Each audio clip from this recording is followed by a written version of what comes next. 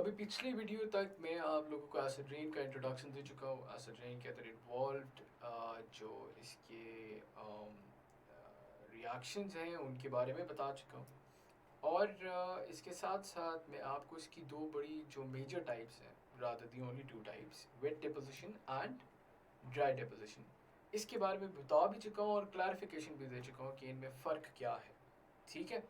So now we will be moving forward with the causes of acid rain. तो naturally there are two causes to every problem related to environment, और वो क्या है अभी तक आप लोगों को पता हो जाना चाहिए। बड़ी बेसिक बात है।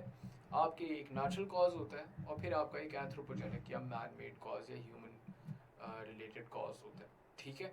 क्लाइमेट चेंज का मसला उठा के देख लें, आप कोई भी मसला उठा के देख लेंगे, आपको ये दो बेसिक जो कॉजेज हैं ये आपके सामने ज़रूर आपको नज़र आएंगे। ठीक है।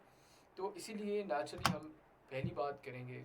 आपके सामने है ये बिजली कड़क रही है, इसी के साथ साथ आपके सामने है ये वॉल्केनो है और इरप्शन हो रही है जी वॉल्केनो की, बड़ी शदीद किस्म की।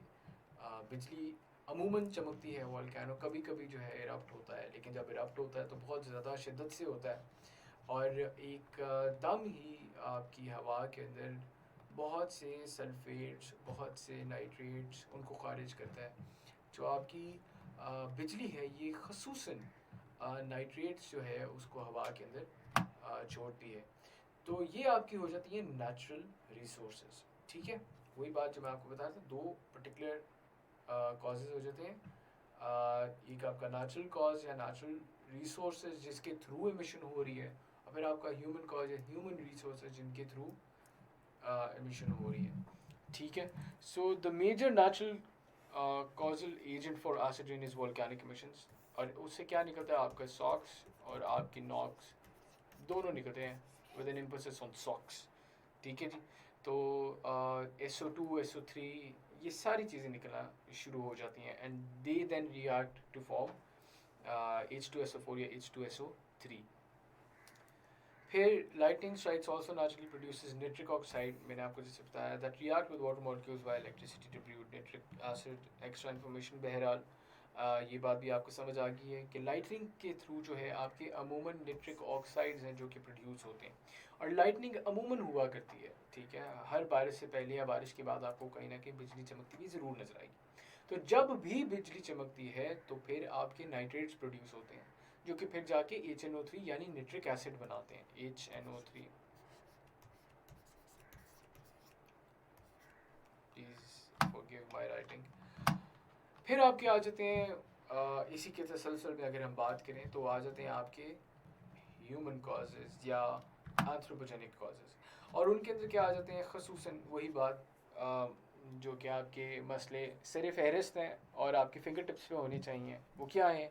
ऑयल प्रोडक्शन, फैक्ट्रीज़ के अंदर वेरियस प्रोसेसेस जिसके अंदर फ्यूल इस्तेमाल हो रहा है, जिसके अंदर हाइड्रोकार्बन बर्निंग हो रही है। तो असूली तौर पे जो आपका कॉज है वो तो आपका फॉसिल फ्यूल बर्निंग या हाइड्रोकार्बन बर्निंग है, जिसके हम ऑयल बर्निंग कह सकते हैं। ऑयल, गैस, कुछ भी आप कह लें, उसकी बर्निंग है जिसके तहत हवा के अंदर बहुत ज़्यादा सल्फेट्स और नाइट्रेट्स खारिज होते हैं। ठीक है। एंड देन ऑफ कोर्स आपकी ट्रांसपोर्टेशन एक्सक्लूडिंग साइकिल आपकी जितने भी बाकी रिसोर्सेज हैं ऑफ ट्रांसपोर्टेशन, ये सारे के सारे पेट्रोल, डीजल या सम फॉर्म ऑफ हाइड्रोकार्बन इस्तेमाल कर रहे हैं। अब सारे टेस्ला की तरह नहीं है जिन्होंने इलेक्ट्रिक कार्स इंट्रोड्यूस कर दी हैं, या ऑडी की तरह जिसने इलेक्ट्रिक गाड़ी जो है वो इंट्रोड्यूस कर दी है। Most of the transportation facilities run on some sort of hydrocarbon. ठीक है जी। ऑलमोस्ट ऑल ऑफ दी ये ऑटोमोबाइल जो है ना वो आपके हाइड्रोकार्बन के ऊपर रन हो रहे हैं। तो ये आपके मैन मेड सोर्सेज हैं। ठीक है। मैं एक बार 1 मिनट ये इरेज कर दूँ आप लोगों के लिए।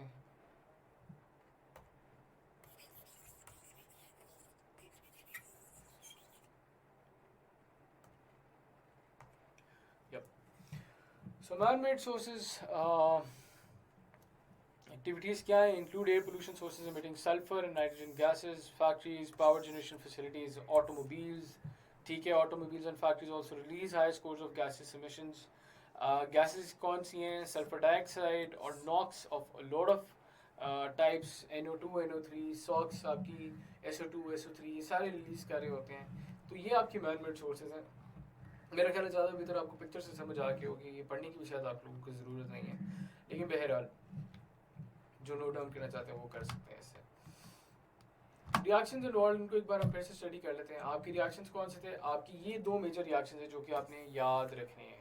ये दो मेजर रिएक्शंस है, और पेपर में जब भी आपके पास एसिड का क्वेश्चन आता है तो उसके अंदर जब आप रिएक्शंस बता रहे होते हैं, so this is exactly, you just have to write it down like this, simple as that. आपको वो आयोनिक फॉर्म में लिखने की भी ऐसी ज़रूरत नहीं है। जिनको नहीं भी समझ आता वो उसकी तरफ बेशक ना जाएं, वो अगर सिर्फ इसको भी फॉलो कर लेंगे और इसको लिख लेंगे ना, तो that will be more than enough. इससे ज़्यादा आपको कुछ करने की ज़रूरत नहीं है। So these are the two reactions. एक बार फिर मैं रीट्रेट कर दूँ, सॉक्स जो है वो H2O के साथ रिएक्ट करती हैं in the presence of oxygen and it makes H2SO4. In the same manner, NOx जो है वो H2 के साथ रिएक्ट करती है in the presence of oxygen and it becomes HNO3. ठीक है, तो ये आपके इक्वेशन बनती, ज़रूरी नहीं ये बैलेंस्ड हो, बैलेंस आप खुद कर लीजिएगा। बहरहाल this will be enough for all of you. इससे ज़्यादा आपको लिखने की वैसे ज़रूरत नहीं होगी व्हेन इट कम्स टू आपकी ये जो इमिशंस हैं और रिएक्शंस हैं। अब ये जो अभी तक हम चीज़ें पढ़ चुके हैं, इसको थोड़ा सा मैं आप लोगों के लिए समराइज़ करता हूँ और फिर हम इम्पैक्ट्स और सॉल्यूशंस की तरफ चलते हैं। ठीक है, तो थोड़ी सी ये शायद ब्लर हो जाए, बट हमें मेजर चीज़ों का पता होना चाहिए। सबसे पहली बात, आपकी एंथ्रोपोजेनिक सोर्सेज और आपकी नेचुरल सोर्सेज हवा के अंदर पोल्यूटेंट्स कौन से? नॉक्स एंड सॉक्स, इनको खारिज करती हैं। ये क्या करती हैं? आपके पर्टिकुलेट मैटर गैसेस इनके साथ मिल मिला लेती हैं, पर्टिकुलेट मैटर भी साथ साथ हो रहा है। फिर आपकी हवा जो है वो उसको लेके चलती है। आपकी फिर ड्राई पार्टिकल डिपोजिशन होती है, जिसको हम ड्राई डिपोजिशन कह रहे होते हैं। इसको आप इग्नोर करते हैं, ये आपके लिए ज़रूरी नहीं है। ड्राई पार्टिकल डिपोजिशन हो गई, तो यही एयर मैसेज इन्होंने ड्राई पार्टिकल डिपोजिशन की आपके जगह जगह पे हो गई। ठीक है, ज़मीन पे हो गई, आर्किटेक्चर पे हो गई, जहाँ पे भी आपको सरफेस के ऊपर जो चीज़ें नज़र आ रही है वहाँ पे डिपोजिशन होना शुरू हो गई, जस्ट लाइक डस्ट। तो डस्ट के साथ अटैच होकर जो डिपोजिशन हो रही है उसको हम ड्राई डिपोजिशन कह रहे हैं। डिपोजिशन हुई इन द सेम मैनर आपकी वेट डिपोजिशन हुई है, जो कि प्रेसिपिटेशन की फॉर्म है। प्रेसिपिटेशन की फॉर्म्स कौन सी हैं? फॉग, आपकी रेनफॉल है, स्नो है, स्लीट है, ये कुछ मेजर फॉर्म्स हैं जिनके तहत आप देखते हैं कि आपकी वेट डिपोजिशन हो रही होती है। सो आप पेपर के अंदर भी, पेपर पॉइंट ऑफ व्यू से अगर मैं बात करूँ, तो पेपर पॉइंट ऑफ व्यू के हिसाब से एसिड रेन के ऊपर जब डिस्कशन हो रही हो, कोशिश कीजिए कि आप इस तरह से एक डायग्राम ज़रूर बनाएं। अब ज़रूरी नहीं है कि आप इस सारे के सारे को कॉपी करें।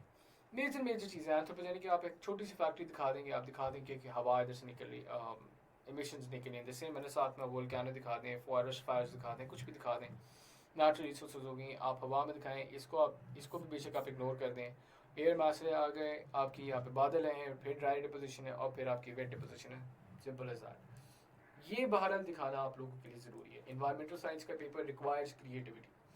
One of the very reasons जिसकी वजह से मैं कोशिश कर रहा हूँ कि हमारे जो लेक्चर्स हैं वो जितने ज़्यादा image oriented, pictures oriented, graphical data oriented हो सकें वो हो, क्योंकि मैं चाहता हूँ कि आप इसको रिप्रोड्यूस भी इसी तरह से करें अपने पेपर के अंदर, which is going to ensure that you secure maximum numbers in your exam.